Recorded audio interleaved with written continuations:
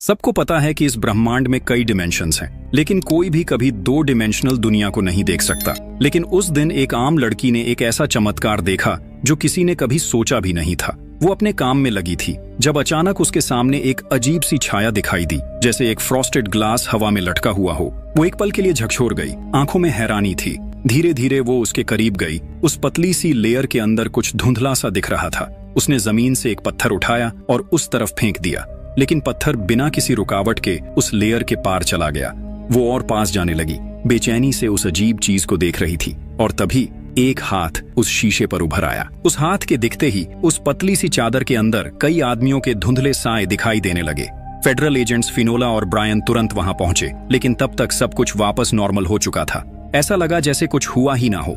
उनके पास सिर्फ एक ऑप्शन था, रिकॉर्डिंग को ध्यान से देखना। जब उन्होंने वीडियो देखा तो उसमें क्लियरली दिख रहा था कि अंदर के लोग किसी तरह बाहर निकलने की कोशिश कर रहे थे, लेकिन रेडिएशन लेवल पूरी तरह से नॉर्मल था। कहीं कोई डेंजर सिग्नल नहीं था। तभी जब फिनोला कुछ डॉक्यूमेंट्स पढ़ रही थी, एक साउंड डिटेक्टर ने अचानक एक आवाज पकड़ी, हेलो, इज एनीवन देयर?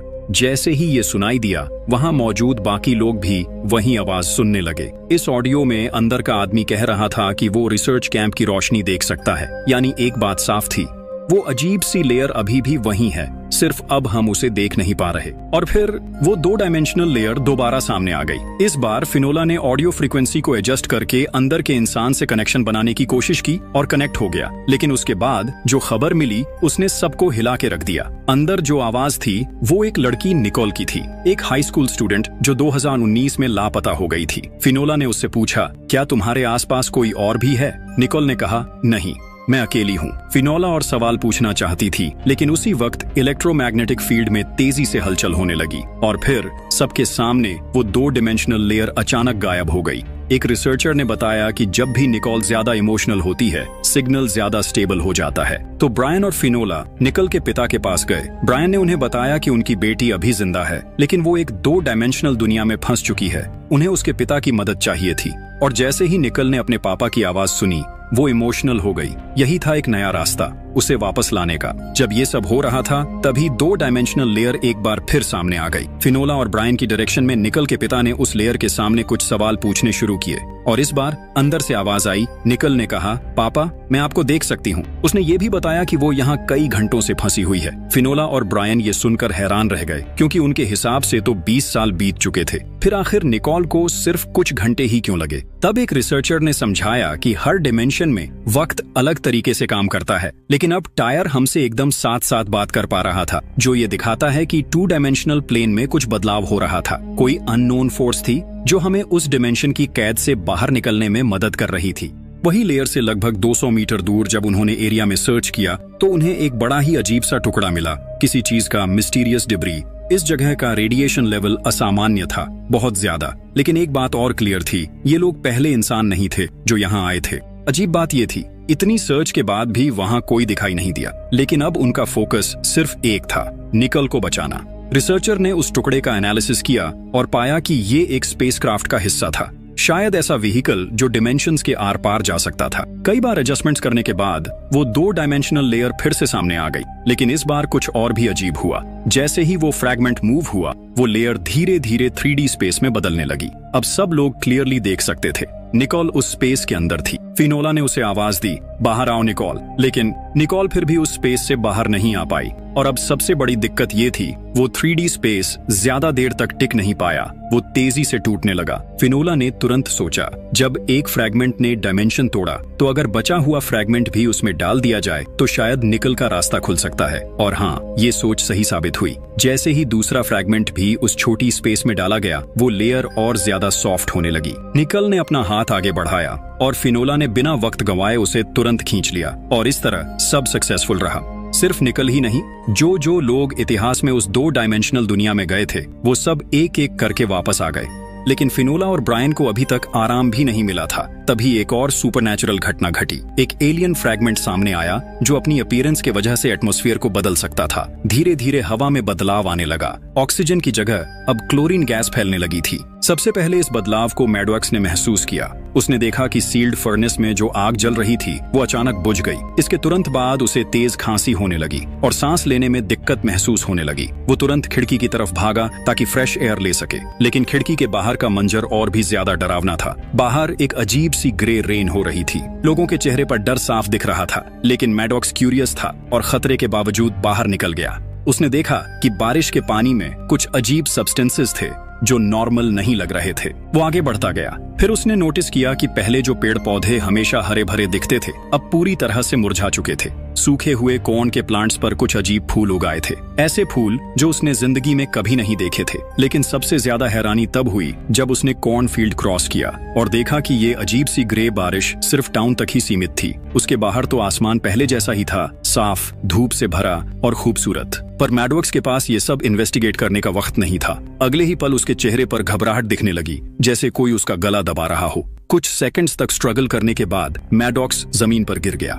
वो बारिश लगता था जहरीली थी। मैडॉक्स की स्किन धीरे धीरे गलने लगी थी। जल्दी ही फेडरल एजेंट्स तक ये खबर पहुंच गई। वो तुरंत साइट पर पहुंच गए। दूर से ही उन्होंने देखा कि पूरा टाउन काले बादलों से ढका हुआ था। जब वो वहां पहुंचे तो स्टाफ ने रिपोर्ट किया कि टाउन के सारे कम्युनिकेशन इक्विपमेंट अब डिस्कनेक्ट हो चुके हैं। इनिशियल इन्वेस्टिगेशन में ये पता चला कि लोगों की मौत का कारण ऑक्सीजन की कमी थी। इसका मतलब था कि टाउन के एटमॉस्फेयर में कुछ सीरियसली बदलाव आ चुका था। लेकिन सबसे अजीब बात यह थी कि ये बदलाव सिर्फ टाउन तक सीमित था। उसके बाहर के एरिया पर इसका कोई असर नहीं था। फिनोला और ब्रायन ने प्रोटेक्टिव गियर पहना और ध्यान से उस अजीब बारिश में कदम रखा। इंस्पेक्शन के दौरान उन्हें पता चला कि यहाँ का एनवायरनमेंट अब इंसानों के जीने लायक नहीं रहा। इवन लाइट का टेक्सचर बदल गया था। और इसी दौरान उन्होंने देखा यहाँ पे कई म्यूटेटेड फ्लावर्स उग चुके थे। तो उन्होंने फैसला किया कि ये म्यूटेटेड फ्लावर्स रिसर्च के लिए वापस ले जाए जाएंगे। फिर वो दोनों और अंदर तक गए। वहाँ उन्हें टाउन का एक ग्रीन हाउस मिला। यहाँ उन्होंने देखा कि ग्रीन हाउस के अंदर के पौधे अभी तक मुरझाए नहीं थे।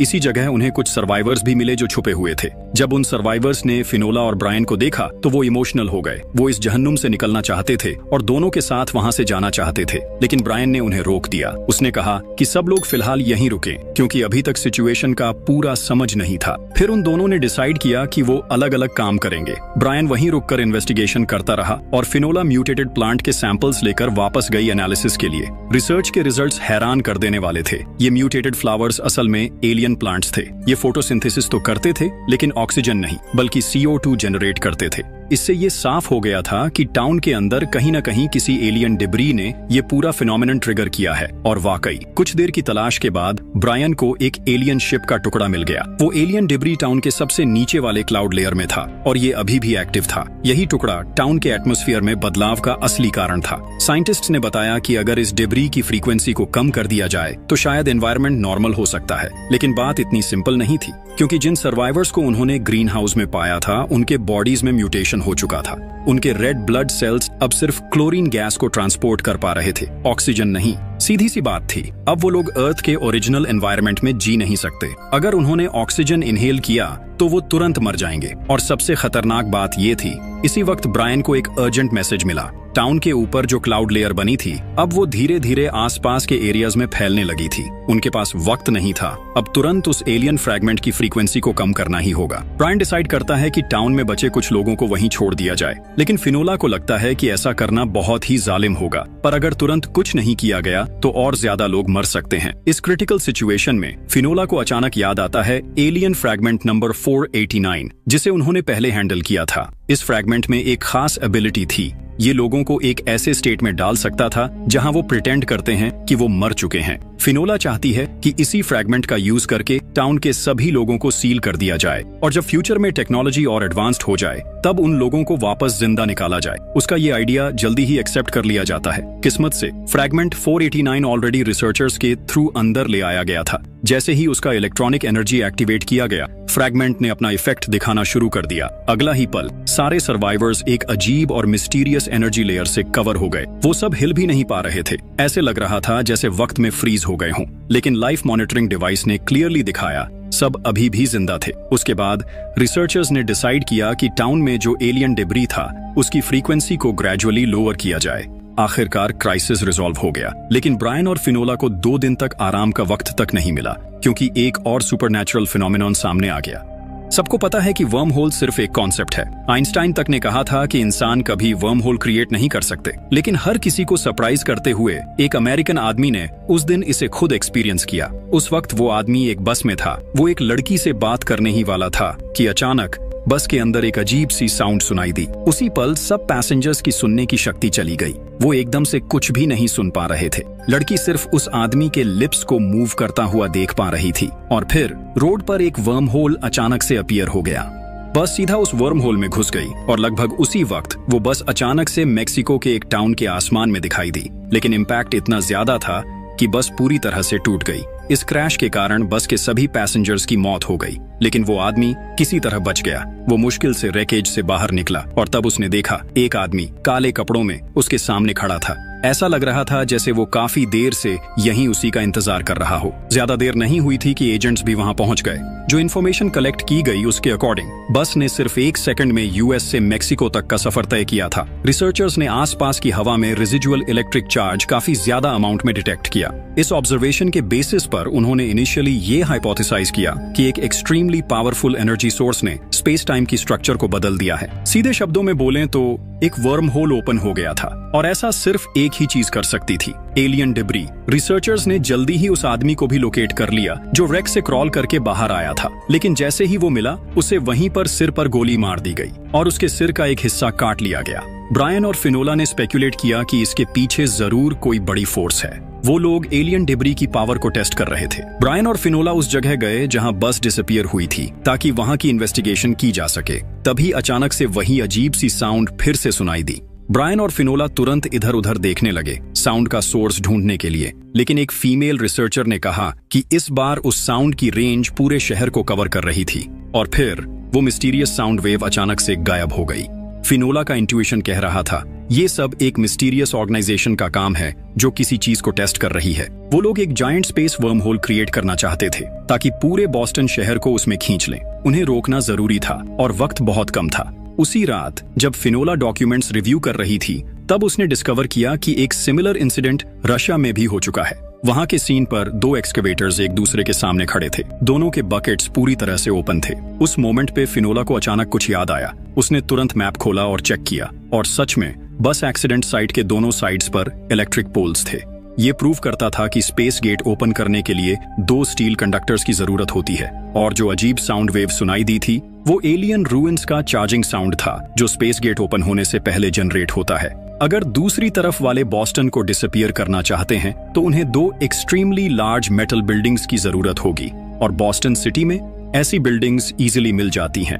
पहली बिल्डिंग थी पार्कर बिल्डिंग और दूसरी थी लेक बिल्डिंग। दोनों की आउटर स्ट्रक्चर मेटल से बनी थी। ब्रायन और फिनोला ने तुरंत अलग अलग एक्शन लेना स्टार्ट किया। ब्रायन ने पार्कर बिल्डिंग के रूफटॉप पर एक एलियन रेलिक डिटेक्ट किया। उसने तुरंत रिसर्च टीम को इन्फॉर्म किया ताकि वो उस रेलिक को हैंडल कर सकें, लेकिन रास्ते में रिसर्च टीम पर मिस्टीरियस ऑर्गेनाइजेशन ने एम्बुश कर दिया। किस्मत अच्छी थी, ब्रायन को टाइम पर न्यूज मिल गई। वो बिना देरी किए रेस्क्यू के लिए पहुंच गया। उधर फिनोला भी एक मुश्किल सिचुएशन में फंस गई थी क्योंकि उसकी टीम के सभी मेंबर्स घायल थे। कोई भी फाइट करने के लायक नहीं बचा था, लेकिन फिनोला ने हिम्मत नहीं हारी। वो उन मिस्टीरियस लोगों का पीछा करती रही। दूसरी तरफ एक एंसन और एक टेक्नीशियन जो मिस्टीरियस ऑर्गेनाइजेशन से थे भाग रहे थे। उस वक्त एंसन ने टेक्नीशियन को एक ट्रांसपेरेंट पिल दी। उसने कहा, मैं फिनोला को रोकता हूँ, तू रेलिक को रिएक्टिवेट करके ब्लैक होल ओपन कर दे। ये कहकर उसने गन निकाली और फिनोला पर फायर कर दिया। फिनोला का ध्यान उस तरफ चला गया और इसी डिस्ट्रैक्शन का फायदा उठाकर टेक्नीशियन ने बिल्डिंग से निकलते ही वो पिल निगल ली। बस एक पल के अंदर टेक्नीशियन दोबारा बिल्डिंग के अंदर घुस गया और तुरंत रेलिक को रीइंस्टॉल करके पावर सोर्स से कनेक्ट कर दिया। उसी वक्त ब्रायन के साइड वाले रूइंस में भी एक अजीब साउंड वेव रिएक्शन दिखाई देने लगी। फीमेल साइंटिस्ट जो गोली लगने के बाद भी जिंदा थी, वो हिम्मत करके ब्रायन को फ्रीक्वेंसी लोअरिंग डिवाइस ऑपरेट करने का कमांड देने लगी, लेकिन साउंड वेव इंपैक्ट की वजह से ब्रायन उसकी बात प्रॉपरली सुन नहीं पाया। उसने सिर्फ अपने इंस्टिंक्ट्स पे भरोसा करके डिवाइस को रैंडमली ऑपरेट किया और सरप्राइजिंगली उसका गेस सही था। इससे एलियन रूइंस काम करना बंद कर गए और पूरा शहर बच गया। इसी बीच फिनोला ने भी एंसन को पकड़ लिया, लेकिन उन दोनों को 2 सेकंड भी आराम नहीं मिला था कि एक और सुपरनैचुरल इवेंट हो गया। तो दोस्तों, ये थी इस सीरीज की एक और इंटरेस्टिंग कहानी। आगे के पार्ट्स भी हम जरूर लेकर आएंगे। कमेंट्स में बताना आपको ये सीरीज कैसी लगी और क्या आप नेक्स्ट पार्ट्स देखना चाहोगे। तो चलो मिलते हैं अगली वीडियो में।